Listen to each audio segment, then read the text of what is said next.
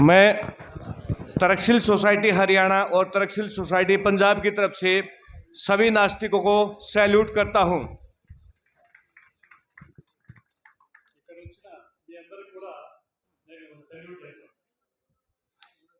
साथियों, जब मैं तीसरी क्लास में पढ़ता था तब मैंने पहली बार छुआछूत को तोड़ा था और मेरी माँ ने मेरी खूब पिटाई की थी।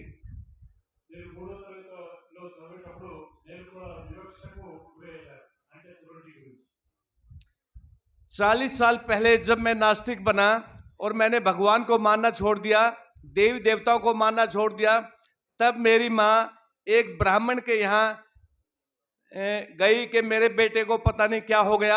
ब्राह्मण ने बोला आपके बेटे में शैतान की आत्मा घुस गई है। और मेरी माँ जब मेरे को बगैर बताए वहां लेके गई और ब्राह्मण ने बताया इसके अंदर शैतान की आत्मा घुस चुकी है। मैंने उस ब्राह्मण की बहुत पिटाई की थी।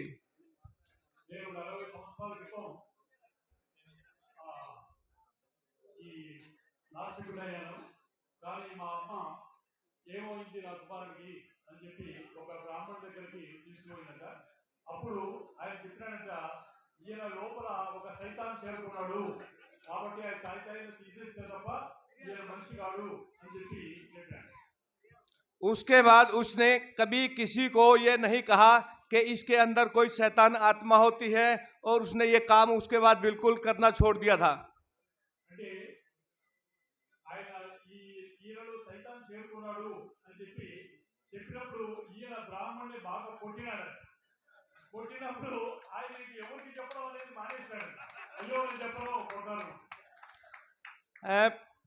पीछे 8 दिसंबर को मैंने अपने बेटे की शादी की थी और उसमें पूरे देश से 22 राज्यों से लोग पहुंचे थे और उसमें SC, ST, OBC, माइनॉरिटी सभी लोग पहुंचे थे और कार्ड के ऊपर बाकायदा लिखा गया था कोई भी ब्राह्मणिज्म, पुरोहित, पंडित नॉट अलाउड।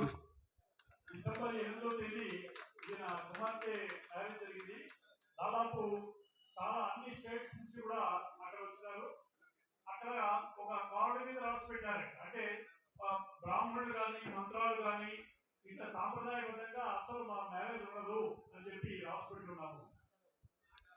हम पिछले 40 सालों से तरकशील सोसाइटी हरियाणा पंजाब इकट्ठे काम कर रहे हैं और उसमें सनल एडमार्कू, बी प्रेमानंद जी और हमारे सीनियर साथी नरेंद्र नायक जी वहां लगातार जाते रहते हैं और हम आपस में काम करते रहते हैं।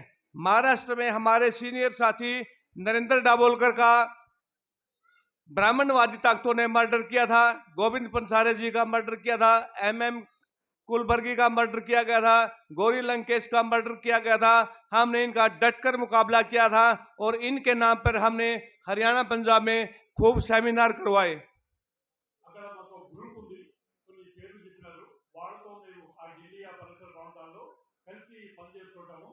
మరి ఈ నాస్తికుల్ని కొంతమందిని చంపడం అనేది జరిగింది కదా, దాని మీద కూడా మేము న్యాయ పోరాటం అనేది కూడా చేయడం జరిగింది.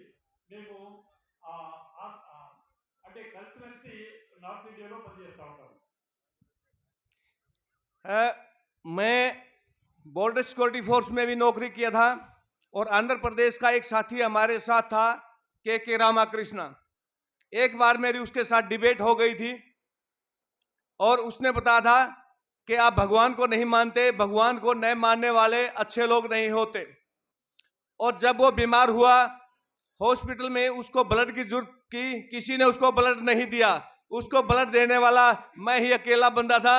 तब उसने बोला कि तुम वास्तव में अच्छे हो लेकिन भगवान को मानो।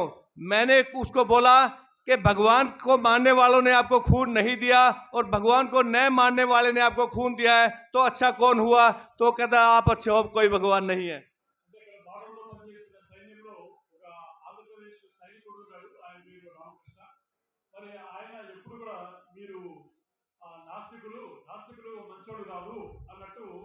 డిస్కషన్ జరిగిందట. ఎప్పుడైతే ఆయన హాస్పిటల్ చేర్చినారో ఆయనకి చాలా బాగలేదు. అప్పుడు మన సుభాష్ కుండు అక్కడ రక్తం ఇవ్వడం జరిగింది. ఆపరేషన్ రక్తం ఇచ్చాడు.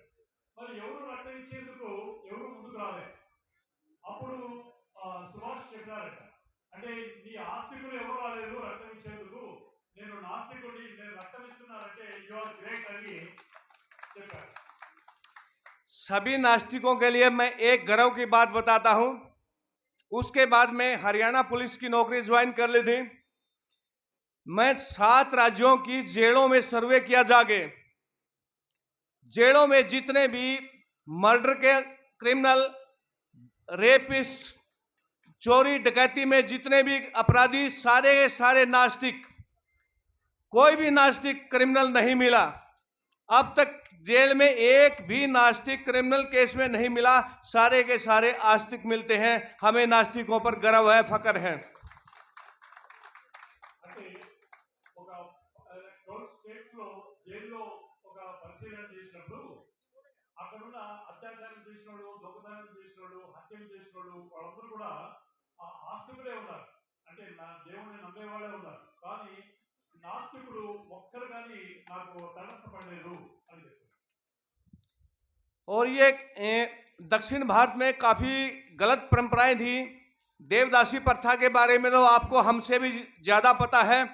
और अगर इन चीजों को हम गहराई से देखें, जितने भी वेद हैं, उपनिषद हैं, पुराण है, ग्रंथ है, महाभारत है, रामायण है, रामचरितमानस है, अगर हम इनको स्टडी करें तो इनमें पता चलता है ब्राह्मणवादी लोगों का कैरेक्टर सबसे ज्यादा घटिया था।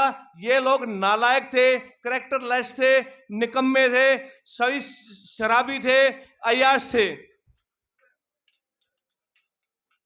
అంటే మనకు తెలుసు దేవదాసి సిస్టమ్ అనేది ఒకటి ఉంది కదా. అంటే కన్యను తీసుకుపోయి దేవుడికి పెళ్లి చేయడం, ఊరంతా వాడుకోవడం అనేది ఆ సిస్టమ్ ఉంది. ఆ ఇది ఎవరి కోసం అంటే ఊళ్ళో ఉన్న పెద్దోళ్ళు, తర్వాత ఎవరైతే టెంపుల్స్ లో పురోహితులుగా ఉంటారో పూర్వకాలంలో వాళ్ళు వీళ్ళందరూ వాడుకోవడానికి ఈ దేవదాసి సిస్టమ్ అనేది తీసుకొచ్చారు. अगर आप इतिहास को स्टडी करोगे, हमारे देश में जितने भी गद्दार हुए हैं सभी ये ब्राह्मणिज्म वर्ग के हैं। चाहे वो मुगलों का हमला हो, चाहे अंग्रेजों के हो, या उससे पहले जितने भी आक्रमणकारी आए थे, मोहम्मद गौरी, मोहम्मद गजनी, सभी के सेनापति ये ब्राह्मणिज्म ही लोग थे। और यही हमारे देश की मुखबरी करते थे, ये सूचना देते थे दुश्मनों को। ये इनका पुराना रिकॉर्ड रहा है। हम जितने भी मूल निवासी हैं, मूल निवासियों में सारे के सारे देशभक्त हुए हैं, सारे के सारे वफादार हुए हैं। एक भी गद्दार मूल निवासी नहीं है। और ब्राह्मणिज्म का ये रिकॉर्ड है, सबसे ज्यादा गद्दार इन लोगों के हैं। మన దేశం మీద ఎన్ని దండయాత్రలు చేశారు ముస్లింలు కానీ, ఇంకా రాజులు కానీ, తర్వాత బ్రిటిషర్స్ మన దేశానికి వచ్చి ఇంత స్థిరపడి పోవడానికి కారణం ఏమంటే గద్దార్ అంటే ఒక దుర్మార్గమైన పని చేశారు కొంతమంది. ఏమంటే వాళ్ళు బ్రాహ్మణులు మాత్రమే, అంటే ముస్లింలకు మార్గాలు చూపింది వాళ్ళే. ఒక రాజు నుంచి ఇంకో రాజు ఎట్లా జయించాలా వాటి మర్మాలు చెప్పింది బ్రాహ్మణుడే. తర్వాత ఈస్ట్ ఇండియా కంపెనీ మన దేశానికి వచ్చినప్పుడు మొట్టమొదట వాళ్ళకి మర్మాలని చెప్పి వాళ్ళ వ్యాపారానికి తోడ్పడింది, సపోర్ట్ చేసింది అన్ని కూడా బ్రాహ్మణుడే ఆ గద్దార్ పని చేశారు. కానీ మూలవాసులు, ఈ దేశస్తులు మనం ఎవరు కూడా అట్లా మోసపూరితమైన పనులు చేయలేదు అని అంటారు. चारवाक के जमाने में या उससे पहले का इतिहास देखें, हमारे देश में A to Z सभी नास्तिक थे, कोई भी आस्तिक नहीं था। ब्राह्मणिज्म के आने के बाद हमारे देश में अंधविश्वास, पाखंड, छल, कपट, झूठ, बेईमानी, भ्रष्टाचार ये सब इनके आने के बाद आए हैं। అంటే మొట్టమొదట చారువాకులు అని ఉన్నారు. మరి వాళ్ళ కాలంలో అందరూ కూడా చాలా మంది నాస్తికులే. నాస్తికులుగా ఉన్నప్పుడు దొంగతనాలు లేవు, దోపిడీలు లేవు, తర్వాత అత్యాచారాలు లేవు, ఏమి లేవు. తర్వాత ఎప్పుడైతే ఈ బ్రాహ్మణిజాన్ని తీసుకొని వచ్చినారో ఆ తర్వాతనే ఈ యాంటీ సోషల్ ఎలిమెంట్స్, ఈ దుర్మార్గమైన పోకడలు అనేది మన సమాజంలో వచ్చినాయి. अब पूरी दुनिया में नास्तिक तीसरे नंबर पर हैं। 1 नंबर पर ईसाई हैं, 2 नंबर पर मुस्लिम हैं, तीसरे नंबर पर नास्तिक हैं। आने वाले 5 सालों में पूरी दुनिया में नास्तिक 1 नंबर पर होंगे और भारत में 10 साल में टोटल आदमी नास्तिक होंगे। ప్రపంచంలో ఎవరు ఎంతమంది ఉన్నారు, ఏ స్థానంలో ఉన్నారంటే ఇప్పుడు క్రిస్టియన్స్ మొదటి స్థానంలో ఉన్నారని, తర్వాత ముస్లింలు రెండవ స్థానంలో ఉన్నారని, మూడవ స్థానంలో నాస్తికులే ఉన్నారు. కానీ రాబోయే కాలంలో తప్పకుండా మొదటి ప్లేస్ నాస్తికులకే వస్తుంది అని చెప్తున్నారు.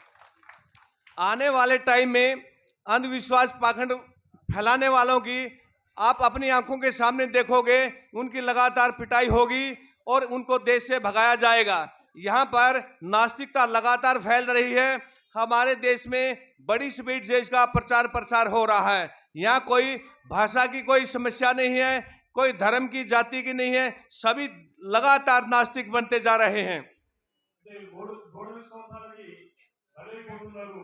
ఈ ఆస్తికులు కానీ తప్పకుండా మన నాస్తికత్వం ప్రబలిందంటే ఆ సమస్యలు ఉండవు, ఆ భ్రష్టాచారాలు కూడా సమాజంలో ఉండవు. नास्तिक विचारों का सबसे बड़ा महत्व यह है कि हम हर नास्तिक पर आंख मूंद कर भरोसा कर सकते हैं, और अगर हमारा सगा भाई आस्तिक है उस पर हम भरोसा नहीं करते जितना हम नास्तिक के ऊपर भरोसा करते हैं। అంటే మనం నాస్తికుల్ని 100% నమ్మొచ్చు. అదే ఆస్తికుడైతే నమ్మే దేవుడు దైవము వీటిని నమ్మేవాడైతే వాడి మీద మనం భరోసా ఉంచలేదు, వాడిని పూర్తిగా నమ్మలేదు.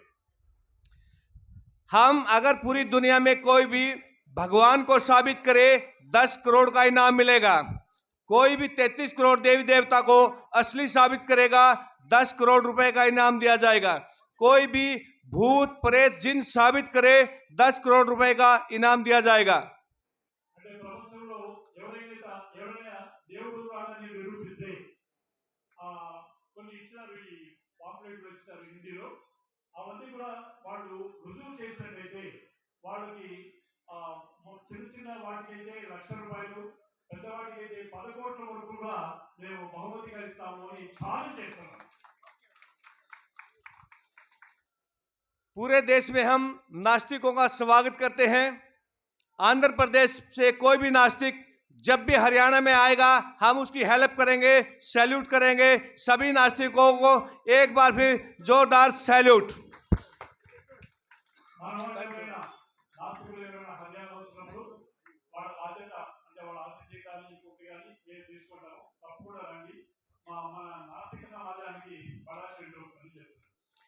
Thank you everyone. Time problem. Okay, thank you. Thank you.